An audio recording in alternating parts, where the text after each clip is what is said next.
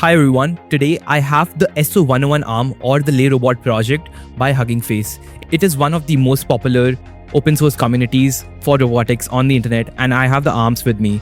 I got it 3D printed and assembled it myself in my own office, and today in this video I'm going to be showing you how I connected the SO-101 arm on the Jetson Orin Nano by NVIDIA, how I used ROS or Robot Operating System to connect to these two robots. Make sure that you stick towards the end because I'll also be showing you how I used AI or LLMs to take control of these arms so that I could just command in natural language and these arms were able to execute the action. So let's get started. Now, to give you a bit of context about the arms itself, it comes in two identical pairs, a leader arm and a follower arm. So the one that you see in the black is actually the leader arm and the one that you see in white is the follower arm. The idea behind this arm particularly is a 6 degree of freedom arm, which means that there are 6 motors connecting to it, as you can see. Now, each of these motors are the base of the shoulder pan, the shoulder lift, the elbow flex, the wrist roll, and the gripper arm. Now, both the arms are exactly identical except for the gripper part, where the fact that you can control the follower arm using the teleoperated leader arm. And I am using this inside a Jetson Orin Nano. This is a microcomputer by NVIDIA and it comes with an inbuilt GPU as well as a 8GB RAM. So that means that I could very well run a Ubuntu-based Linux operating system and also install ROS on it. And also I could use other LLMs or local LLMs as well as other VLA models in the future to run on this exact same machine. Now, building both these arms costed me somewhere around $250 US, which was split across getting the 3D printed parts, the 12 motors, the servo buses, and the power adapters for these arms. The cost might be different if you have a 3D printer at your home or if the motors are sort of cheaper in your country. Now, the LeRobot project is very well documented. Once you have your 3D printed parts, you could just watch their video tutorials on their website and sort of assemble it yourself, and I did that live on a stream. Once you've assembled both the arms, you will have to assign a motor ID to each of these 6 motors in the respective arms, and you will have to do that using their own LeRobot software that they have on their website. Once you've assigned the motor IDs to each of the 6 motors for both of these arms, you will then have to calibrate the motors for each of the arms individually. Now, they've also built a GUI based software called the LeLab, and that made it very easy for me to calibrate the motors. In order for you to calibrate the motors, you will have to make all of the joints come to their middle positions and then from there move it to the extreme edges. And once that's done, it will show you a green tick mark against each of the respective joints that there is, and then you have to do it for all the 6 joints across both of these 2 arms. Once both of these arms are calibrated, then you could start the teleoperation directly from the LeLab itself. And the first time it actually started teleoperating, I was pretty excited. This is working. It's working so well. And this was probably the first time that I actually controlled a robotic arm right in my home. Now, the LeRobot project definitely comes with its own set of pre-trained models that you could use. And these models sort of include VLAs or Vision Language Action Models, or ACT, Action Chunking Transformers, or even VLA JEPAs, which are like world models that can predict the future state.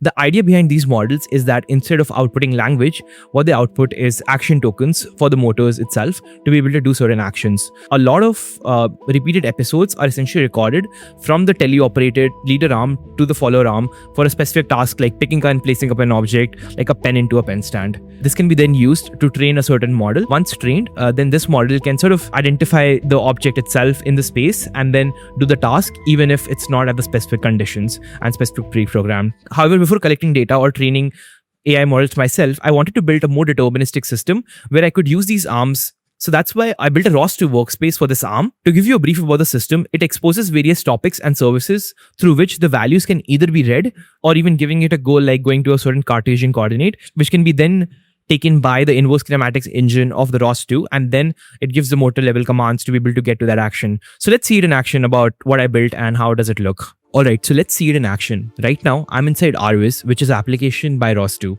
Now you can see a simulated version of the robot, which is sort of the same position that the robot is in right now. And it takes in live values of the motors and the different joint angles to render this simulation here. Now, what I could do is that there's an inverse kinematics engine, which essentially tells given a Cartesian goal on how to reach that object. So let's take an example where I select the current state to be current 1 and the goal state, in this case, let me just select a random state. And what it does is that it just gets a random state here, as you can see.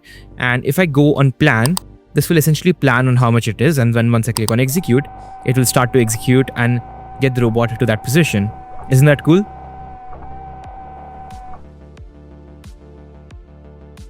So let's try another example where this is sort of the random state that there is. And let's go on plan and execute. And you can see the robot has started to move, and it will take the position of the exact place that there is. Okay, let's try one more, and I could also sort of give it pre-feed positions where it wants to reach. For example, in this case, there is a tower-based position. In this case, everything just becomes erect 90-degree angle tower. And let's try to say and plan this from the current position and start to execute this. And the robot has started to move.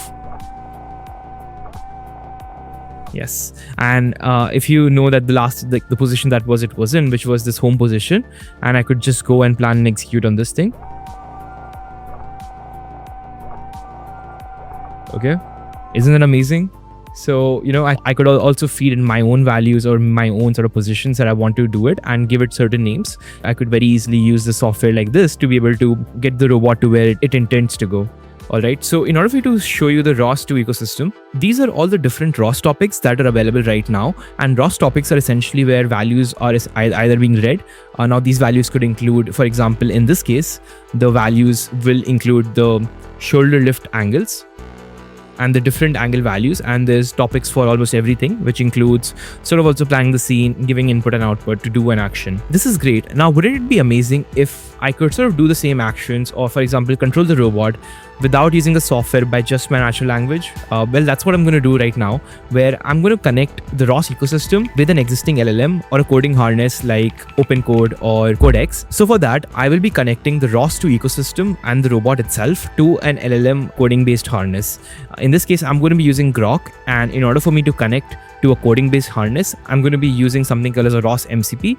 Now, MCP stands for Model Context Protocol, and MCP basically gives a standardized version for the LLMs or the coding harness to interact with the outside world, in this case the ROS 2 ecosystem and the robots itself. So let's see in action on how to install an MCP to, in my case, a Grok based CLI, but the steps would similarly apply to any sort of CLI that you have, or even if you're using Claude Desktop or other LLM based software. This is the Grok CLI, and basically in order for you to add it, you could just simply come to the .grok folder in your root directory, and there you'll actually see the config.toml file. Here, if you see, this is essentially all the configurations of the Grok CLI itself. Now, what I need to do is I need to add the ROS MCP server. So I could very easily add the ROS MCP server because the ROS MCP server is actually present inside my root folder. I just have to do uv run server.py. So that's the command to start the ROS MCP server. So in order for me to add the ROS MCP server with the Grok CLI, so I just have to copy this command, which says Grok MCP add ROS MCP. So this is the name of the MCP server. And then uv is the command, the directory. And then what is the command here finally? So let me just do that. So Grok MCP add ROS MCP uv directory, and I could also do tilde so ROS MCP. So and then the command is run server.py. So this should ideally add. So if I just go and do again, I can see that the ROS MCP server has been added, and in order for me to verify it, I could just start a new session here, and if I come on MCPs, you could see that the ROS MCP is ready. Using this, you can start using ROS MCP. Okay, so once you have installed MCP, so I'm going to just ask it some basic commands where I want this gripper to sort of open and close. Okay, so let's ask it that. And I'm just not going to specify anything, and this should figure out hopefully everything. Okay, so I've asked it to open the gripper completely for me. Let's see how does it do it. And then it seems that it's connected to the robot, and it should send the commands.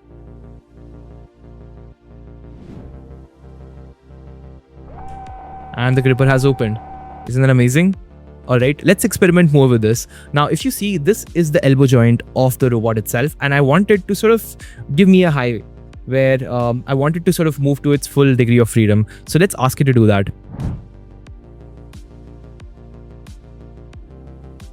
Okay. And I've given this command to it, and it should be able to do and figure it out by itself. Okay, so it's starting to go down. And then it's going up again. And then it's coming down again.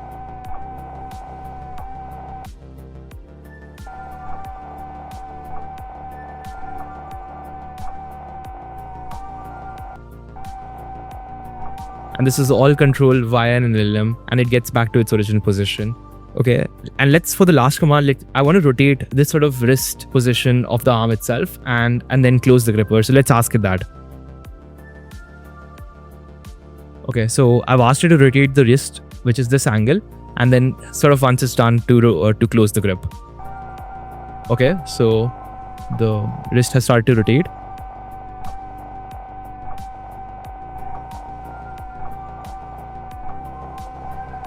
And then the gripper has started to close. Okay, with that, thank you so much for watching this video if you watched till the very end. Now, watch the second part of the series where I give the LLM even higher level commands. Thank you and have a nice day.